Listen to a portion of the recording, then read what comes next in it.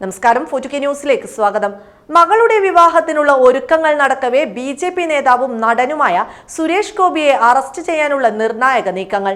ഇത് തിരിച്ചറിഞ്ഞതോടെ അറസ്റ്റ് തടയണമെന്നാവശ്യപ്പെട്ട് കോടതിയെ സമീപിച്ചിരിക്കുകയാണ് സുരേഷ് ഗോപി. ഇതോടെ മാധ്യമപ്രവർത്തകയെ അപമാനിച്ച കേസിൽ നടനും ബി.ജെ.പി. നേതാവുമായ സുരേഷ് ഗോപി നൽകിയ മുൻകൂർ ജാമ്യാപേക്ഷയിൽ സർക്കാരിന്റെ നിലപാട് തേടി ഹൈക്കോടതി രംഗത്ത് വന്നിരിക്കുകയാണ്. ജസ്റ്റിസ് സി പ്രദീപ് കുമാറാണ് ഹർജി പരിഗണിച്ച് സർക്കാരിന്റെ നിലപാട് വിഷയത്തിൽ തേടിയിരിക്കുന്നത്. ഒക്ടോബർ 27-നാണ് കേസിനാസ്പദമായ സംഭവം നടന്നത്.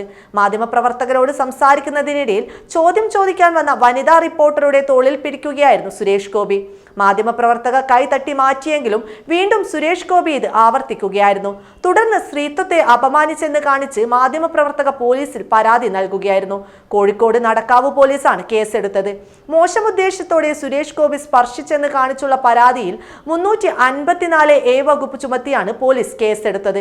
കേസിൽ നവംബർ 18-ന് സുരേഷ് ഗോപിയെ ചോദ്യം ചെയ്ത ശേഷം വിട്ടയക്കുകയായിരുന്നു. എന്നാൽ IPC 354 പ്രകാരം സ്ത്രീത്വത്തെ അപമാനിച്ചെന്ന കുറ്റം കൂടി കേസിൽ പോലീസ് ഉൾപ്പെടുത്തി.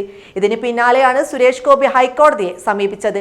5 വർഷം വരെ തടവ് ലഭിക്കാവുന്ന ജാമ്യമില്ലാത്ത കുറ്റമായതിനാൽ അറസ്റ്റ് ചെയ്യുമെന്ന് ആശങ്കയുണ്ട്. ജനുവരി 17-ന് മകളുടെ വിവാഹം ഗുരുവായൂരിലും റിസപ്ഷൻ തിരുവനന്തപുരത്തും നടക്കാൻ തീരുമാനിച്ചിരിക്കുകയാണ്. ഈ സാഹചര്യത്തിൽ മുൻകൂർ ജാമ്യം നൽകണമെന്നും ഹർജിയിൽ പറയുന്നു. കരുവന്നൂർ ബാങ്ക് തട്ടിപ്പ് കേസിൽ പണം നഷ്ടപ്പെട്ട നിക്ഷേപകർക്കു വേണ്ടി പ്രതിഷേധ മാർച്ച് നടത്തിയതിലുള്ള വൈരാഗ്യമാണ് കേസെടുക്കാൻ കാരണമെന്നും ഹർജിയിൽ പറയുന്നുണ്ട്.